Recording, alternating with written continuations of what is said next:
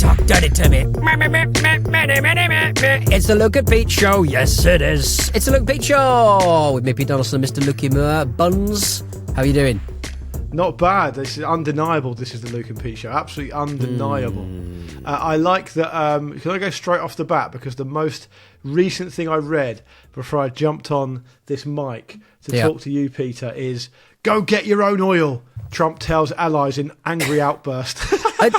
Could we not get away with doing that? Because go and get your own oil. We're not at war with anyone. Why don't we go and get our own oil? I agree with him. Let's have a good time getting our own oil, and we'll be full of oil, and the US will find it very difficult to operate. One would suggest. I've been looting a lot of oil in Ark Raiders. I'm getting my own fertiliser. Just turning the light on. There we go. It's better, isn't it? Right, sometimes I'll turn the light on and I've got the wrong setting, and it'll sort of start doing like a big rainbow that gets bigger and brighter as I speak. So it's like, that sounds lovely. It does sound lovely, doesn't it? But no, I think. Have you been Ark raiding? Not been Ark raiding. No, not been. I've been nowhere near Arks, the Strait of Hormuz, or as somebody was pointing out online. What about those gays of Hormuz that nobody talks about, which I very much enjoyed? I guess the complete opposite of the Straits, I suppose. It was a gay man, and he was doing a little joke about his community. Very enjoyable. Very enjoyable. Hopefully the gays of Hormuz aren't being guarded quite so tightly by the Iranians, although I suspect they probably are. No, I guess they probably are. Knowing what they're up to usually. So look, are you happy with how the whole thing's going? You and Hegseth, you obviously you're in a signal chat with each other. He added me to it. He has added you to it. He's finding me particularly obnoxious on Signal. Right, okay, can you just tone it down a bit? It's a bit aggressive. Can you tone down the rhetoric, please? All I'm asking for is some of Kash Patel's Nike Air FBI specials. Oh, I love when those Kash Patel pictures came out. Just the Iranians sort of hacked his old Gmail or something. It's just good to see that the head of the FBI is literally having his Gmail hacked. And why is he using Gmail? Well, I mean, do you remember when people had a big problem with Hillary Clinton's email server and stuff? It feels slightly less secure than that. But anyway, hypocrisy is the point. Hypocrisy is a bug. Is a feature, not a bug. I love the fact that most of the pictures is him with a cigar. Just him, constantly in Cuba, just smoking Romeo and Juliet cigars. Brilliant. He's like at best a 14-year-old boy. Of course he wants to get some FBI limited edition Nike Air custom made. Of course that's what he's spending his time on. Of course he's on Gmail. Of course he loves cigars. Of course he wears Liverpool ties to Senate hearings. He's 14. He's a 14-year-old boy in a fucking 40-year-old man's body. And trust me, if anyone would know about that stuff, it's you and me. Yeah, and if anything, it makes his loved one, his partner, slightly more age appropriate. If he was 14, one would suggest. No one is a better advertisement for Arrested Development than you and I. I'm literally flicking bits of chocolate off my PS5 controller as I talk to you here. I totally get it. I just don't think it's the best idea. Yeah, I've got. I'm swinging. I just 3D printed a gauge for some rods and bolts to try and figure out how big a bolt is that I've got. So one would suggest that I'm getting older and you're getting flicking chocolate off your controller. You're regressing. I've basically wrapped my hand in on anything I can get away with now because of this fucking house move. Right. Okay. So you. It's just. It's like one of the. Honestly, it's like a Greek tragedy. It's going on. It's going on. What's going wrong? But nothing's necessarily going wrong. 2 weeks ago, you were saying everything's going fine, and I was like, I simply don't believe you. Yes, you just haven't found the problems yet. Something would have to happen for it to be going wrong, wouldn't it? It's the Strait of Hormuz. It's all blocked up. I suppose if a state of permanent stasis is stuff going wrong, then I guess it's going wrong. But anyway, it just sucked a lot of the. You know me, mate, I've got a lot of life force, I've got a lot of energy, I'm a bit of a force of nature, aren't I? Yeah, Did you say that? A dervish, a whirling dervish. A whirling dervish. It's taken it out of me. I also got my confidence knocked quite badly by making a joke about you on a call earlier that backfired and you took offence to it. I didn't take offence to it, I was only joking around. I was just giving a bit back, you love the rough and tumble of naughty badinage, don't you? You love it. I do. Yeah. But I don't like to offend people. I think it's unfair. It makes me feel bad if I offend anyone. I simply don't believe you. And also,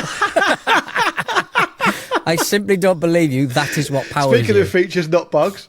Yeah, exactly. Yeah. I said to those people, everyone listening, I said that I recommended a couple of episodes of The Ramble for some of our production staff to listen to. And I said, I recommend Pete listens to it as well, but he won't bother.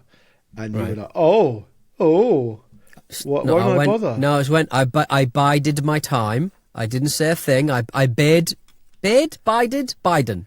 Joe Biden. Sleepy Biden. I sleepy Bidened my time, and you do not hear from him. I wish you'd heard less of him during.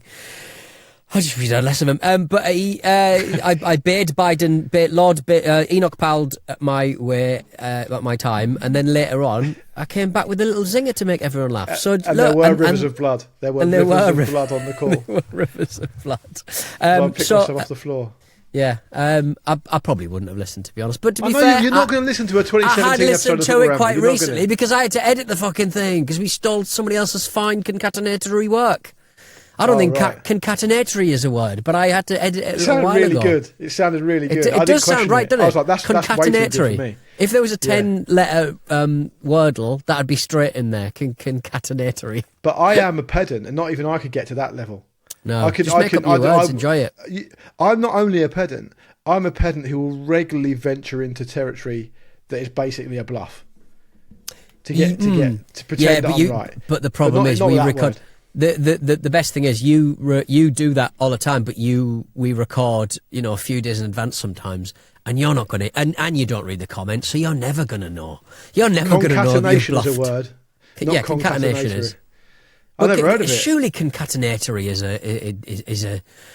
Look. Oh, it's a computer programming word. Pathetic. Is it? What concatenatory? Yeah. Oh, what concatenation? In formal language theory and computer programming, concatenation is the operation of joining character strings end to end. Just stick it together. It'll have a Latin root, won't it? It'll have. Probably. You can sort of stick something together, one thing and the other thing, and then it becomes a whole string. Computers. I bloody knew it.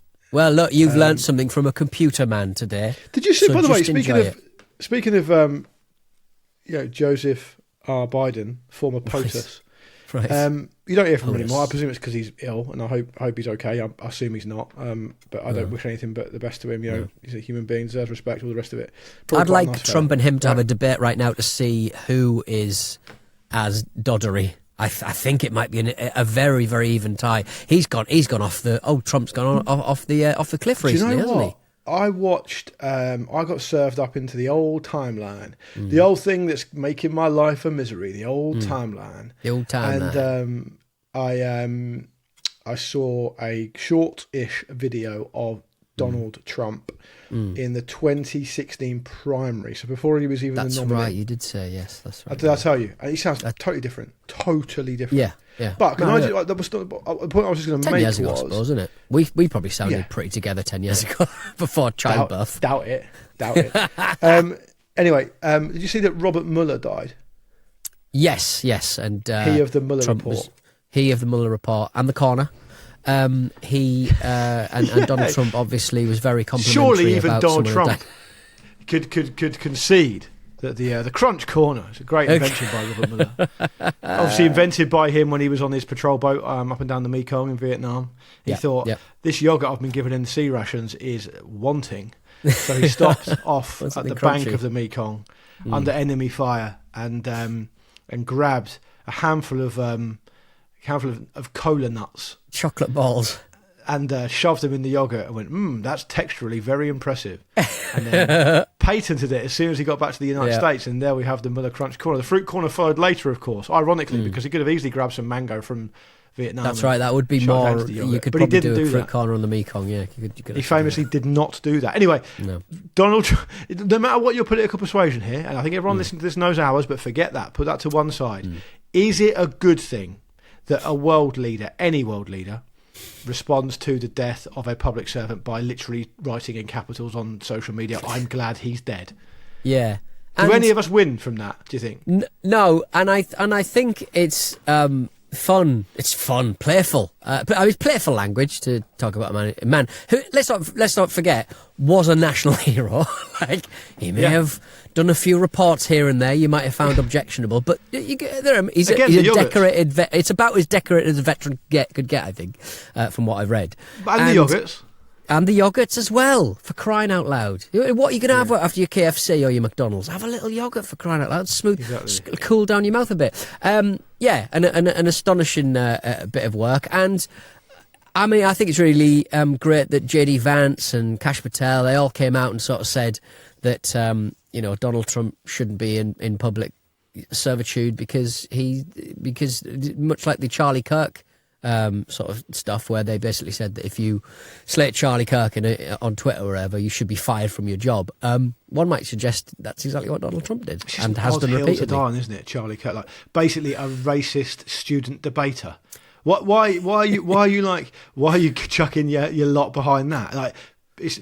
The one thing that's interesting as well, there's many interesting things about Robert Mueller, which we'll come on to, but he served under George H.W. Bush, Bill Clinton, George W. Bush, and Barack Obama. It's weird that Donald Trump's the only one to have a problem with him, isn't it? Weird that. I wonder what the common denominator is there. I wonder what. And one of and you'd sort of think, like, out of all of them, because I saw that Republican, by the way, Mueller, lifelong Republican.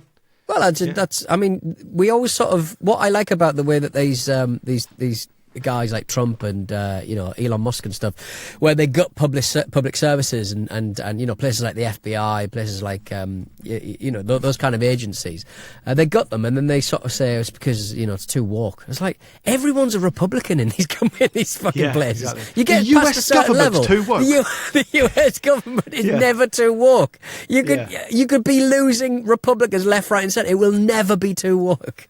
It's like I can understand watching because there's always a correction and a recorrection and all the rest of it. The compass kind of moves, the dial moves. Fine. Some people would say perhaps, I haven't really thought about that much, but some people would say perhaps it went a bit too far. Went a bit too kind of self-congratulatory, went a bit too individualist. Do we really need this? Do we really need that? Fine. You get to that conclusion perhaps when you watch an episode of a children's TV show that wasn't quite to your speed or something. Yeah. Not when you're walking around the halls of the US government. Like J. Edgar Hoover's building at the FBI. Yeah, it's fucking, I'll tell you what, it's just pink hair everywhere in here. There isn't. There can't be. There aren't. Those people don't apply there. It doesn't happen.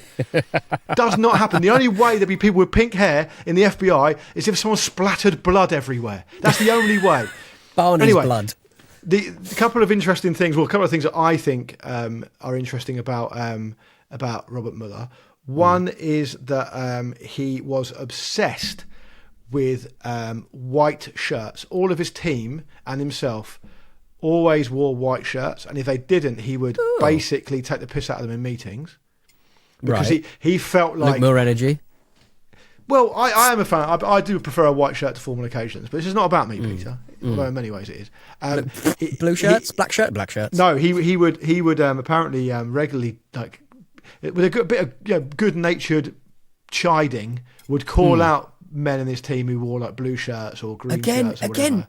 Again, the sign of a good Republican. Brown shall never be seen in town. White shirt, please. All that stuff. There's nothing wrong with tradition. Bully. A traditional Republican bully. Unless it's like public hang-in or one of those. Yeah. There's nothing wrong. He was a very, very strict button-down white shirt guy. He said, if you're going to run the FBI, people expect you to have a white shirt on. And I've got no problem with that personally. The second thing I'd like to say is that his middle name was Swan. Swan? Now, as in the did bird. Did he have any other names that would that adding to that? Because a lot of like American names, they do add in a few more for good measure, don't they? Just to hedge their bets, I think. No, I think it's just Swan. Just Robert Swan Mueller. I just remembered also he wasn't a patrol boat guy. That was John Kerry, wasn't it? That was the exceptionally brave John Kerry. Also, absolutely decimated his reputation just by trying to become president and getting hammered by the Republicans again. Yeah. Completely agree, but he was very good. He was very good in that Obama debate, wasn't it? It wasn't a debate, was it? It was that woman stood up and said that he's a Muslim. He's not a Muslim. Oh, that's John McCain. Come on, Peter. Sorry, John Kerry was the fucking. John Kerry was the The guy who I always get confused with, the man who is trying to save the world in the environmental space. I always get Al Gore mixed up with John Kerry. John like John maze. Kerry. Your brain's yeah, like but John a maze. Kerry was very boring, wasn't he? He was just very boring. Yeah, but he was Secretary of State under Obama. That's right. Yes, he was. And he ran for because you occasionally take one, don't you, from the other side? You sort of go, come on in now, come on in. No, John Kerry was a Democrat. You're all over the place. Oh, God. Well, who was the Republican that Obama put in a fucking shit job, like head of buses or something? Why do I have to repeatedly play conversational tennis on my own? I have to hit the ball, run round the net, hit it back again. I get John McCain and John Kerry mixed up sometimes. Yes, I do. And Al Gore. And Al Gore. Even though Johnson, did I interview Al Gore once? I think I did. Did you? Yeah, I think I did. I'd love to hear about that. Yeah. I think What's I that did. about? What do you think? It was a fucking book on it. It was his book about the environment. No, you mean was it An Inconvenient Truth? That movie? Yes, it must have been 2006. Must have been. Yeah. About climate change. Yeah. That's interesting. Yeah. Oh, please have this conversation anyway. I don't think anybody wanted to do it. I don't even know where that went. Interesting. I think it undermines us when you get them all mixed up after you make your serious points. I'll say, Al Gore, what do you think of John McCain? What do you think of John McCain's daughter? It's like, you know when Darren Brown played chess against all those grandmasters, but he just played the moves against each other. You could do that with loads of American figures. Just use the viewpoints of each of them against each other. Yeah. You could just be but that's the problem. Like, I can keep, say, 10 American politicians in my head at any one time. Name them now. Name them now. This is 10 at once. Name them now. And this is about the time that this is about the time that's quite interesting to sort of do so. But you're not, McCain's gone. McCain's dead, isn't he? McCain, his daughter is... Trump was horrible to him as well when he died. Yeah, and his daughter was part of the she prosecuted Epstein, didn't she, I think? John McCain's daughter. Meghan McCain was a lifelong Republican who just turned into a never-Trumper. And I think she got hounded out and is now an independent, maybe? Or... Right. Something like that, yeah. It's hard to be a never-Trumper Republican, I suppose, isn't it? In this day, it's getting easier. You imagine it'll get easier after the midterms, I imagine. I hope it all calms down. What are the 10 you can name, and you can't have Charlie Kirk? He wasn't a politician. Name 10. Name 10 American men. Yeah, name 10 American men. Do it. Okay. Do it. Any 10 men, and I'll give you Charlie Kirk for free. So you got to name 9. Right. Kid Rock. Yeah. Yeah. Pete Buttigieg. Pete Buttigieg. Yeah. Nice. Like that you went to him third. Who's the slimy? Probably you've got to name 10 American men. That's all you've got to do. You get 10 to ask questions. American men. All right. Okay. Axl Rose. Is he Canadian? Yeah, good one. No. Right, yeah, good one. He's American, yeah. But not Slash. He's not American. That's 4. Lenny Kravitz. American woman. American man. This is like Waldo from Where's Waldo? No, name 5 more. Name 5 more real life American men. He was he's American. Not real. He's not real. Dr. Seuss. He's not real. James Franco. Oh, Dr. Seuss is real. Yeah. Luke Perry. See, this tells me a lot about you. Yeah. Yeah, they're both fine. You got 3 more to go. He's not American. Is he? No. Oh no, because he was born in America because he could be. Yeah, he's president. American. That's why they Dwayne were Johnson's saying, American. Yeah. All right, okay. Was Rocky Maivia his dad American? Why are you going there? Does it matter? I'm only asking you to name 3 American men. It shouldn't be hard. Stephen. 3 more American men. Not Stephen. It's hard. It's hard to remember names, isn't it? If someone just asks you, it's too broad. Stephen Mulhern is your 8th answer. Bin Laden. Stephen Mulhern. Kid Rock. Stephen Mulhern. It's from fucking Stratford. David Dean. No, David Cassidy. David Cassidy, is that a name? Cassidy. Where's he from? Yeah, he's American. Apparently he was born in New York. Yeah, 2 more. David Cassidy. I'm thinking Ross McWhirter. Where's that come from? He was shot by the IRA. Just two more American men. Batman. He's not real. Two more real American men. Gary Busey. Is he American or is he Canadian? Good. Gary Busey is American, yeah. He was born in Texas, yeah. Oh, wow. One more to go. Bill. I think what you're doing wrong, mate, if you don't mind me saying, you're just thinking of a name of a man and then trying to backfit it. And then working backwards. American person. Gary Oldman. No, he's British. He's more. She's more from EastEnders, half sister, half brother. I can't remember names now. This is an all-timer. This is an absolute all-timer. Mark, I'm thinking because I got Luke Perry out of you, so Marcus Rigstock. No, Jim from Neighbours. He was. He played the president. He was Australian. Jim Proudfoot. He's a Sky. He's a Sky commentator. Jason Derulo. Jason Derulo. We got there in the end. You've used the old Jason Derulo clause, haven't you? I've used the old Jason Derulo clause. Sorry about Florida, that. Yeah. I don't know why. 10 of those. God, that took way longer than I thought. It's hard. You name 10 American men. Well, you've just done it. Exactly. I've done it. We don't need them. Put them in a lovely lineup like the usual suspects.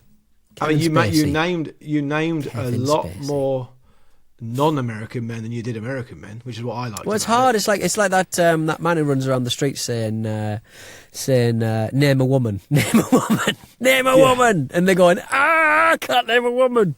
It's hard. Surely if it's on the internet, they would just go instantly Sydney Sweeney, wouldn't they? Instantly, because she's all over the internet at all times. She's in your feed, buddy. Correct. Yeah, is in your feed. Correct. She had a couple of missteps, didn't she? Sort of like. Did she? I think that her PR team was trying to sort of put her in a space, or certainly not deny certain things, and to put her in a space that was kind of like a bit. Yeah, I'd give a little sort of, not a dog whistle, but a little sort of nod to the slight right wing kind of internet fans. Oh, right. Stuff. I've honestly never heard her speak outside of an acting role. I've literally never heard her utter a single word that wasn't in an acting role. I've only seen her in White Lotus, I think. Yeah, that's good. Good series, that. Oh, she doesn't really do much in that. Quite young in that, isn't she? Anyway, where were we, for crying out loud? Well, what I was going to ask you, actually, was something came up. I kind of got sidetracked by you trying to name 10 American men. Sorry. It's okay. I asked you to do it, and you did it. In your defence, you did do it. To my best of my abilities. 1-0 Donaldson. Yeah. I was listening to the radio the other day, and they were talking about different professions, and I was really interested in how our listeners. It's like a little shout out for our listeners to get in touch, I suppose, about how the entertainment industry depicts their profession, because I've got a feeling that the people who make TV shows and movies and stuff, they don't generally know much about how things actually work. And I get the impression that I'm kind of projecting a bit and trying to empathise here, because obviously I don't have a normal job. But if you had, I have had normal jobs. And if you're listening to this currently and you've got a proper job, do you regularly get flustered or annoyed by how the entertainment industry depicts your profession? And it's partly inspired by when I went to war with GPs, a war that I lost. Yeah, and I think I was partly influenced by. Yeah, I was partly influenced by the fact that I think I just witnessed too much GP-ery on TV. Right. Okay. I mean, yeah. I guess it's what. So you the only have you been watching the what's that big TV show with Noah Weil? He's sort of come back now. He's a doctor again. The Pit. He used to be in ER. He was in ER, right?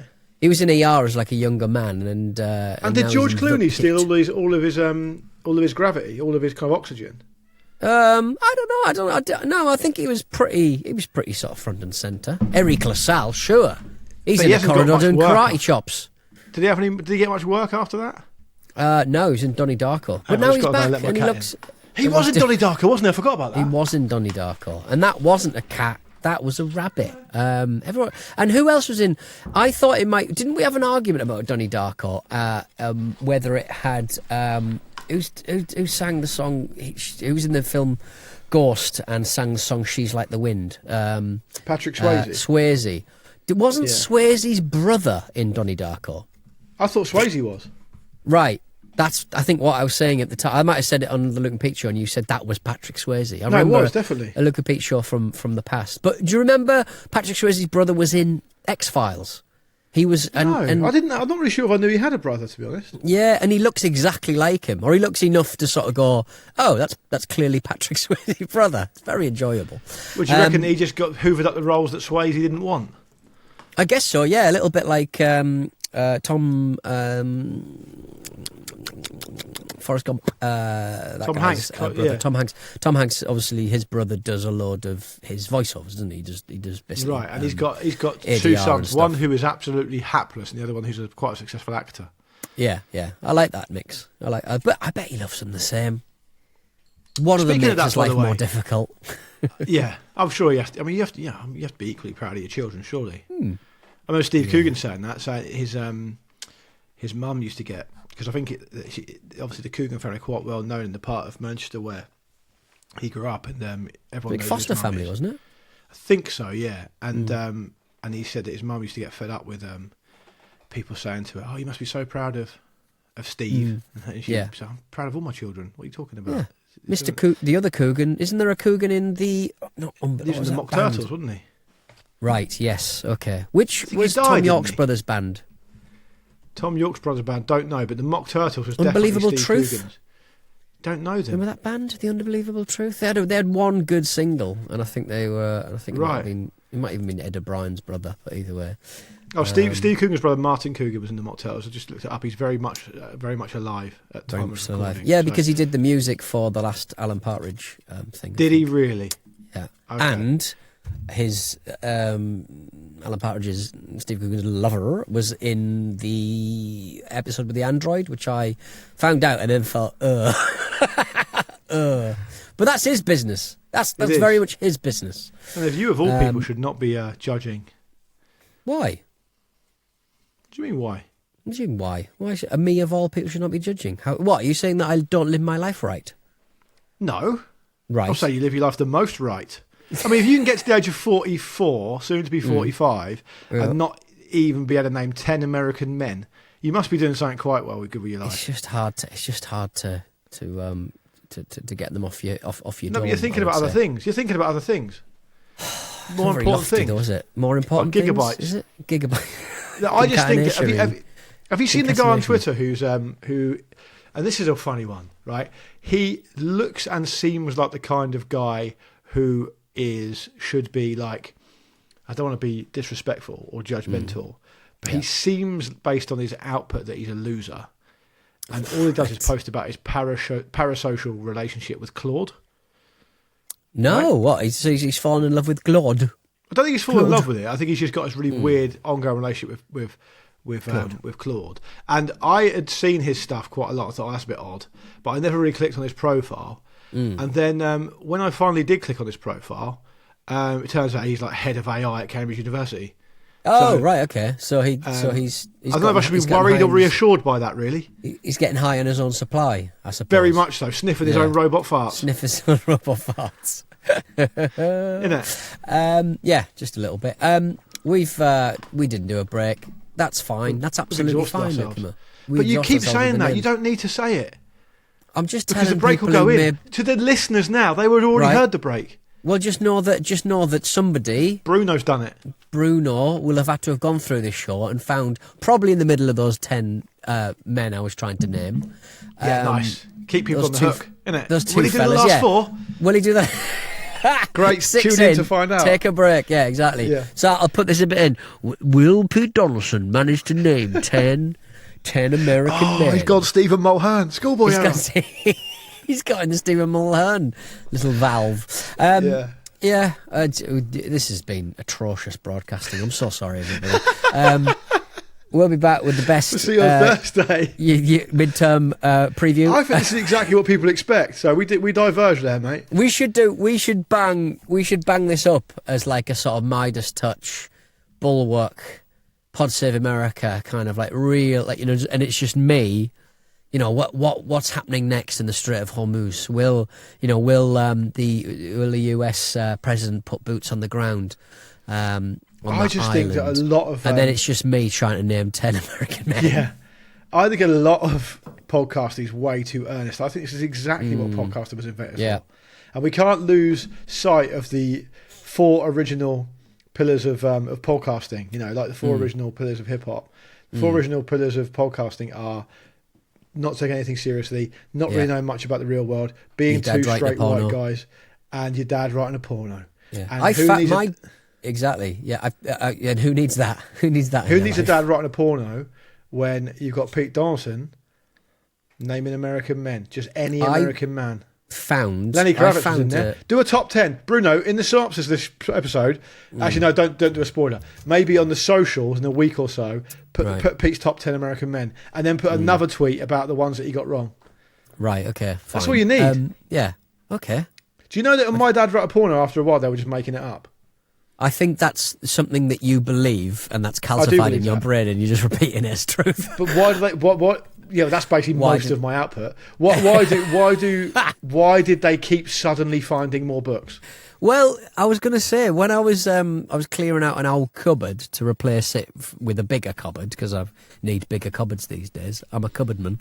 I found a short story that my dad had written. Excellent! It's about basically No Word of a Lie. It's only like 4 or 5 pages long. It's basically about 2 lovers, you know, in love with each other, and they're in an abattoir, I think.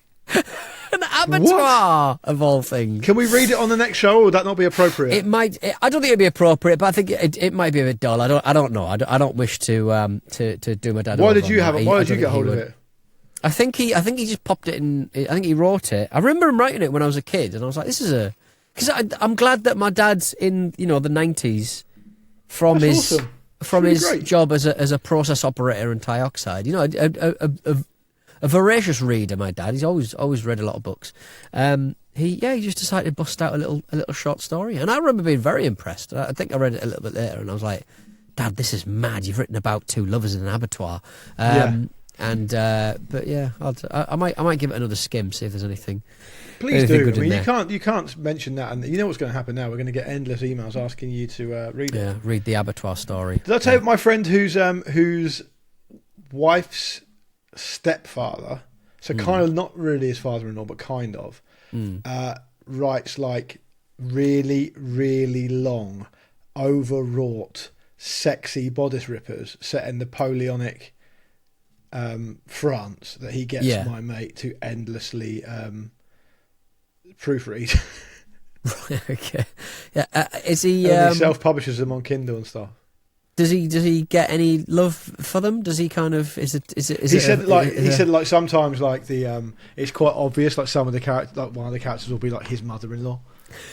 Stuff. He said it's absolutely horrendous. I think there was one that was specifically set between the forbidden love between like an English aristocrat and like a Welsh peasant or something, and it was clearly an allegory for like Brexit or some shit. It's fucking mad. Like it's like 800 pages, self-published. Big fan of that. Yeah. My mate's mum put out a sci-fi sort of fantasy novel, and it was just unbelievably long. Who has the time to write that? It must have been 200,000 words. It must be 200,000. People get into it. Insane. Yeah. I think I sometimes feel like I don't always feel fortunate that I'm the type of character I am, but when that kind of stuff comes up, I think I am fortunate because I would just say, no, I'm not doing that.